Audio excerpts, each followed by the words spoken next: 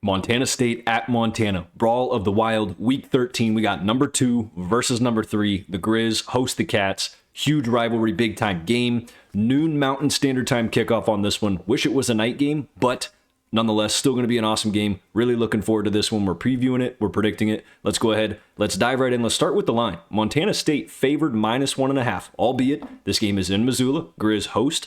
Obviously, the Grizz are 11-0 coming into this thing, but Vegas thinks that Montana State is favored at the moment, -1.5. Interested to see if that line changes as we get closer to kickoff. Again, this video, I'm doing this on a Tuesday right now, so it is November 18th. That game takes place Saturday at noon Mountain Standard Time. If you're watching it from the East Coast, that would, of course, be 2 o'clock. On the West Coast for most of us, I believe that's going to be noon.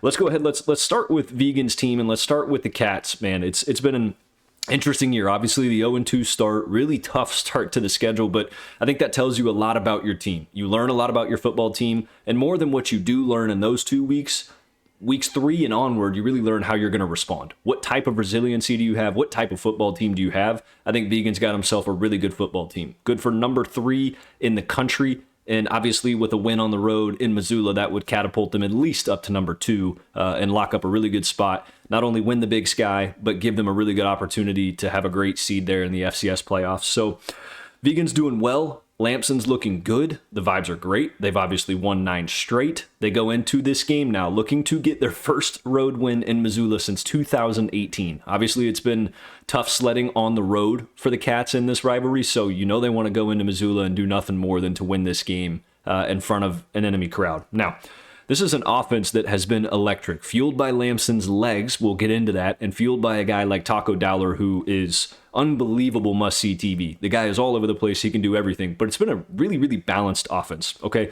38.8 points per game, so nearly 39 points per game, but the biggest thing is 232 rush yards per game. It has been a very balanced offensive attack. Only 210 pass yards per game, and Lampson really hasn't attempted a ton of passes. Now, he only has 2 interceptions on the year, which is really, really comforting, and it's good to know that when they need to throw the football, the Cats have successfully been able to do so. But the beauty is they haven't had to lean on that. It's a spread offense, a little bit of West Coast infusion, but a very heavy zone read predicated offense that leans on both Jones and Davis. Both of those guys, Julius Davis and Adam Jones, have been extremely effective this year, but something I think is a little bit overlooked and kind of forgotten is Lampson's legs. He has over 600 plus yards rushing this year and is right behind Adam Jones in terms of rushing yards. So it's really a 3-headed monster, with Justin Lampson being that third monster, right? That third head in the backfield that the Grizz are going to have to be careful of.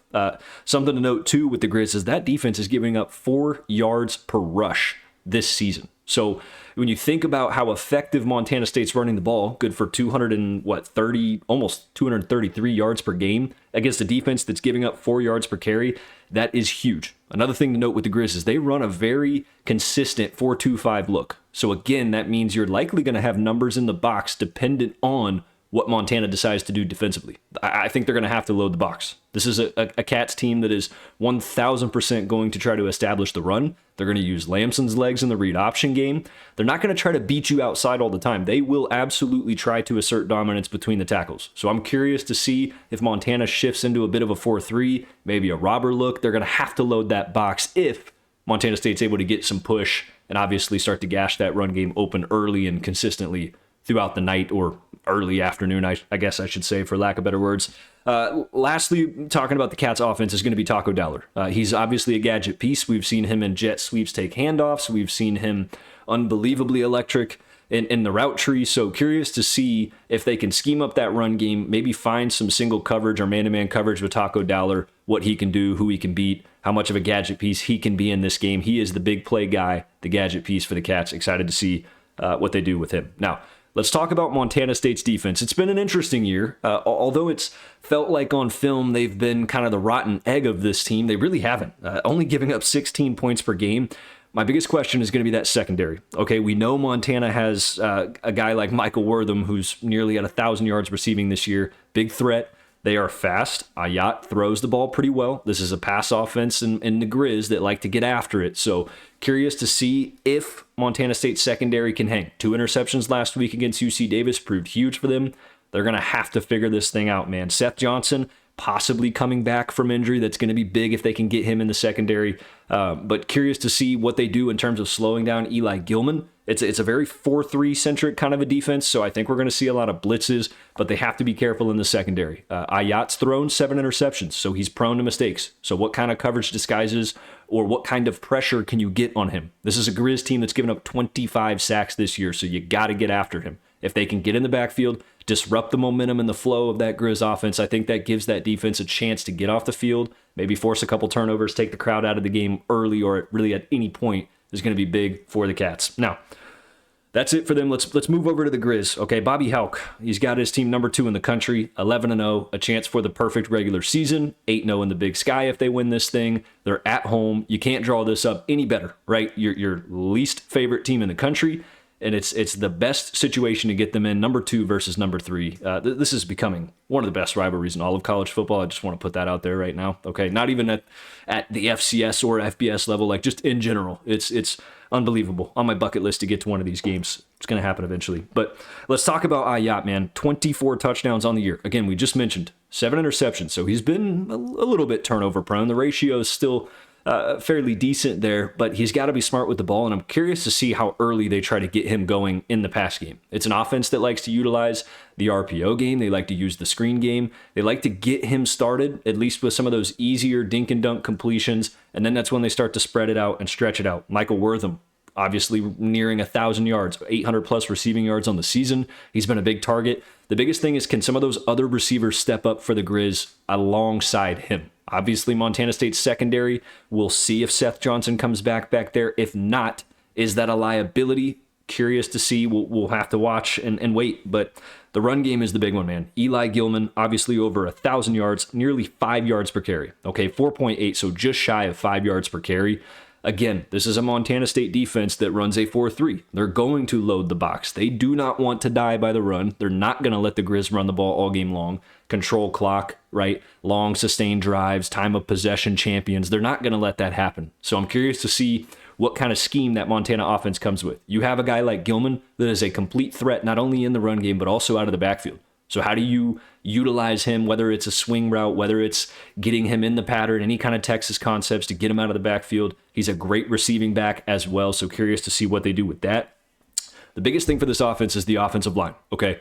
25 sacks on the season. They cannot afford to get blown by in this football game. We know Montana State's got a very physical defense. They're going to come after you. I think they're going to blitz very heavily. Again, backs against the wall, right? On the road, it's going to be loud, at least not when you're on offense, if you're the Grizz and the Cats on defense, but you get what I mean, the situation as a whole, right? It's going to be a loud situation in your head. So I'm curious to see how aggressive the Cats are, and if the Grizz offensive line can lock in. Maybe they have to shift some pass pro coverages. Maybe they have to, keep Gilman in the backfield to protect. But if they can give Ayat time and give that receiving core time to let the routes develop, I think that could be a huge key for them with a secondary that's been a little bit on and off for the Cats as the season's gone on here so far.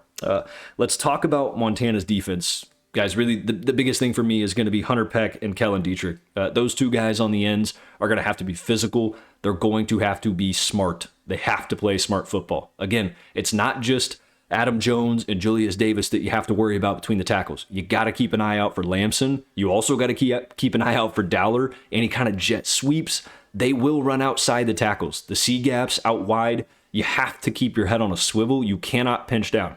What typically tends to happen at any level of football, even at the NFL level, right, is when you're getting just crushed between the tackles, your defensive end quickly start to collapse in. And what does that do? That leaves the outsides wide open for any kind of read options, any kind of reverses, any kind of RPOs or screens to the outside, right?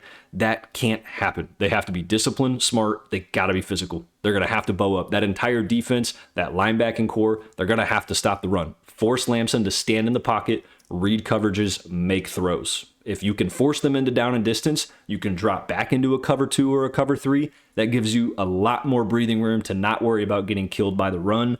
Curious to see what they do there. Got to be smart. So that's it for the breakdown, so to speak, the preview. Let's get to the prediction. Again, we'll rehash. The Cats are favored -1.5 on the road. It's going to be an incredible environment. We know how loud it's going to be in there.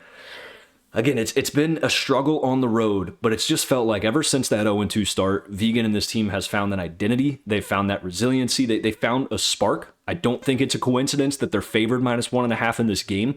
I like Montana State's ability to run the ball. I like Lamson and the development he's had this year. The biggest thing is he does not turn the ball over a lot. And I think that's a huge key in a game like this, is being smart with the football, establishing the run game. You may not score on every drive, but field position is going to be a big thing. Time of possession is going to be huge. If the Cats can get the Grizz fans out of this game, they can kind of deflate that balloon a little bit as this thing goes on. I like the Cats in this football game. I think they win this game. I think it's going to be unbelievably close. I think the Grizz are a great team, but this is an amazing spoiler opportunity for the Cats against an 11-0 team in the biggest rivalry of the week, in my honest opinion. I'm taking the Cats. So that's all I got, friends. I appreciate you for tuning in. If you liked the video, leave a like, comment, subscribe, all that good stuff, and I'll see you guys next time. Thank you.